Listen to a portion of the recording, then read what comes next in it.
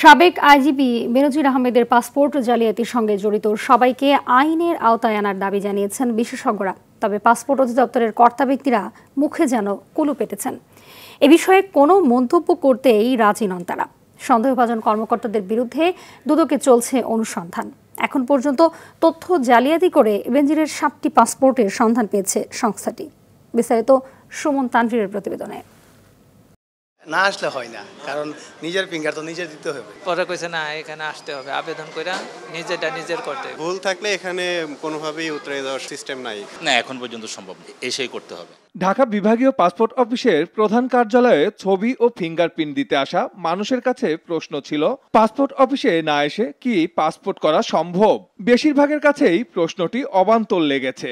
না আসলে কোনো সম্ভবই না, আসতে হবে শিওর শিওর। নগদে 500 টাকা বা তার বেশি পেমেন্টে পেতে পারেন ঢাকায় জমিসহ 20 কোটি টাকার পুরস্কার। তবে সাবেক আইজিপি বেনজির আহমেদ পাসপোর্ট অফিসে না গিয়েই পরপর 7টি পাসপোর্ট করে ফেলার প্রসঙ্গ টানতেই দিশেহারা জবাব দেন তারা। লিগ্যাল ওয়েতে করতে গেলে দেখি যে অনেক সমস্যা, তাদের তো অনেক শর্টকাট থাকে, তারা সেই শর্টকাটে করে ফেলে। না এসে পাসপোর্ট করা যায় এরকম কোনো ধারণা আমার নাই, এটা সম্ভব বলে আমার মনে হয় না। কিন্তু তারা কিভাবে করে ওটা তারা আমরা বলতে পারবো না। সিস্টেম করছেন, বাট সেটা আমরা সাধারণের জন্য। বাট আমি একটা জায়গায় পার পাচ্ছি, ইমিগ্রেশন পার পাচ্ছি, সেটা হচ্ছে ওভার ফোনে হয়ে যাচ্ছে। আদারওয়াইজ এটা কিভাবে সম্ভব? এমন দিশেহারা উত্তর নিয়েই প্রশ্নের জবাব খুঁজতে পাসপোর্ট অধিদপ্তরের মহাপরিচালকের কার্যালয়ে যায় আরটিবি। তবে তাকে পাওয়া যায়নি, ফোন করেও কোনো সাড়া মেলেনি। দুদকের অনুসন্ধানে এ পর্যন্ত যে 5টি পাসপোর্টের সন্ধান মিলেছে, যার কোনোটি করতেই পাসপোর্ট অফিসের বারান্দা পর্যন্তও যেতে হয়নি বেনজিরকে।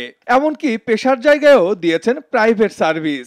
এমন ভয়ঙ্কর তথ্য গোপন করায় পাসপোর্ট অফিসের যেসব কর্মকর্তাকে দুদক জিজ্ঞাসাবাদ করেছে, আগারগাঁও পাসপোর্ট অফিসের পরিচালক মোহাম্মদ আব্দুল্লাহ আল মামুন তাদেরই একজন। তবে নিজেদের গাফিলতি ঢাকতে মুখে যেন কুলুপ এঁটেছেন।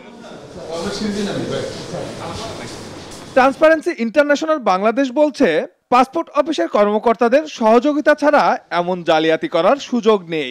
এ ঘটনায় জড়িত সবাইকে শাস্তির আওতায় আনার দাবি জানান তারা। তিনি এককভাবে করেননি, পুরো পাসপোর্ট বিভাগে যে সমস্ত উচ্চ পর্যায়ের কর্মকর্তাগণ ছিলেন তাদের থেকে শুরু করে বিমানবন্দরে তিনি যেহেতু এই পাসপোর্ট ব্যবহার করে বিদেশ ভ্রমণ করেছেন বলে তথ্য প্রকাশিত হচ্ছে, সেই কারণে বিমানবন্দর কর্তৃপক্ষ মানে সেখানে যারা পাসপোর্ট যাচাই বাছাই করেন যথাযথ প্রক্রিয়ায় বিদেশ যাওয়া হচ্ছে কিনা, তাদের কাছে তো অজানা নয় যে এই ব্যক্তি পুলিশের আইজিপি, তিনি কেমন করে বা তিনি র্যাবের প্রধান, তিনি কেমন করে ব্যক্তিগত পাসপোর্ট হিসেবে ব্যবহার করতে পারেন।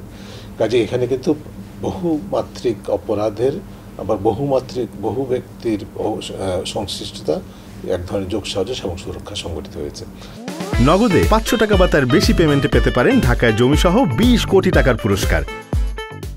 যদি কোনো ব্যক্তি যদি ভুল তথ্য দেন পাসপোর্টের মধ্যে, তার পাসপোর্ট যদি ভুল তথ্য বেয়ার করে, সেই ক্ষেত্রে কিন্তু তাকে 2 বছরের ইমপ্রিজনমেন্টের একটা অফেন্স সে কিন্তু কমিট করছে।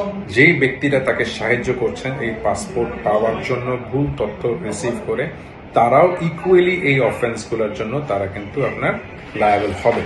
দুদকের জিজ্ঞাসাবাদে পাসপোর্ট অফিসের কর্মকর্তারা একে অপরের ওপর দায় চাপালেও সম্পৃক্ততা পাওয়া গেলে কাউকেই ছাড় দেওয়া হবে না বলে জানিয়েছে সংস্থাটি।